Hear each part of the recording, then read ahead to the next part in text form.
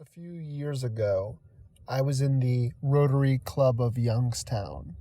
And if you don't know anything about the Rotary Club of Youngstown, or the Rotary Club in general, it's an international program that does volunteer work for the communities that the club is located in.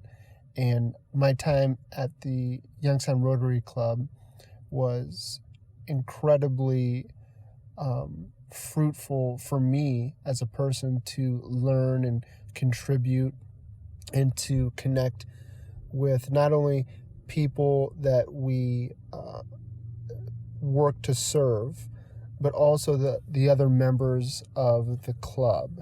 And if you're unfamiliar with Rotary clubs around the world, typically the membership skews more mature, if you will. I think our average age in the club was like 68 at the time when I was a member.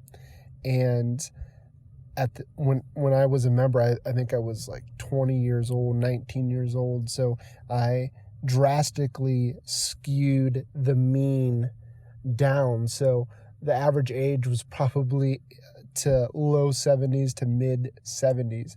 But anyways, I had the opportunity to work alongside of and develop relationships with people who were 2 times, 3 times my age and had done a lot, not only in their life, but during the years that they had retired, were instrumental in our communities. So one of the people that I met during that time, his background was in education, and he actually, in a later part of his career, he had sold a company for a large amount of money, and he was very generous with that sum of money, and he donated a lot of it. But he also had a lot to show for it. He invited Jessica, who we were dating at the time. He invited Jessica and I over to his house to have dinner with his wife. And the house that he brought us to, it was a simple house, but it was beautiful. I mean, the details were gorgeous, and he gave us a tour of the house, and he and his wife never had children of their own, but they spent that time that they did have traveling the world, and his house was filled with artifacts from all over the planet, and it was inspiring to see not only the different items from different places, but also to hear the stories from him and his wife about how they got that, or most of the items were gifts. But the most profound memory of that trip that stuck out to me was when we were at the dinner table, and he looked around his house and he looked at me and he said that he didn't own any of it. And I was confused. It was kind of like a lead-on statement. When I look back at it, I know he wanted me to ask him what he meant, but I told him, I was like, I don't understand. I was like, if you don't own this, who owns this?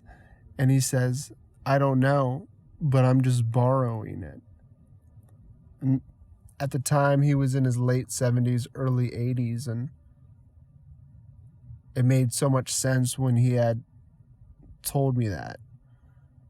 I left the dinner party and I went home, and I opened up my closet and I looked at all the clothes and all the stuff that I had piled up in the closet. And I thought to myself, if something were to happen to me on my way to work today, all of that stuff in my closet would still be there without me being here. And it made me realize that my friend was spot on when he said that he's just borrowing things. We have this idea of air quote ownership. But what do we really own? It's that cliche saying, you can't take it when you're gone, is brought to life when you realize that when you are gone, everything that you've accumulated is still going to be here. And that pushes to the surface this concept of time. Time is the only thing that we truly own, and how we use that time, how we use the limited time available to us, and how we experience that time is the only thing that we have a claim to. 6 months after the dinner party, my friend from the Rotary Club, who invited us to his house, had an accident. And when I think back to the accident, it was one of the most, and I hesitate to say this, but for a lack of a better term, one of the most simplest and tragic way to get injured. And the way that he got injured, any one of us, no matter how old we are, could have received the type of injury that he had.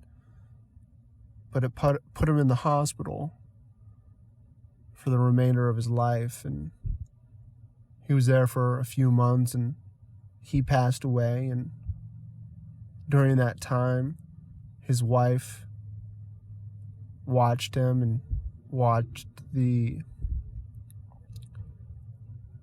inevitable decay of her husband, and that took a lot out of her, and she wound up passing away a few months after he did.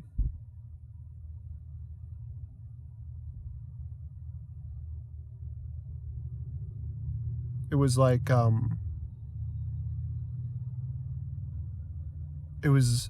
a reassurance to me of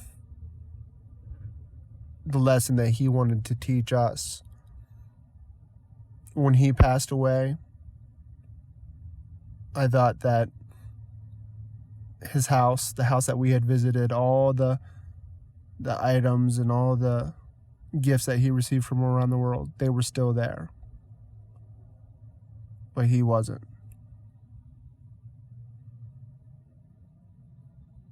But what does remain is his impact. This story that I'm telling you, the conversation that we have, the things that he said is being passed on to this podcast, and he's no longer here, but his thoughts are, and his stories are, and his lessons are. And I think that's a lesson for all of us. It's the impact that we make to each other and the connections that we build transcend the things that we own. Thank you for your time. Thank you for your work, and thank you for listening.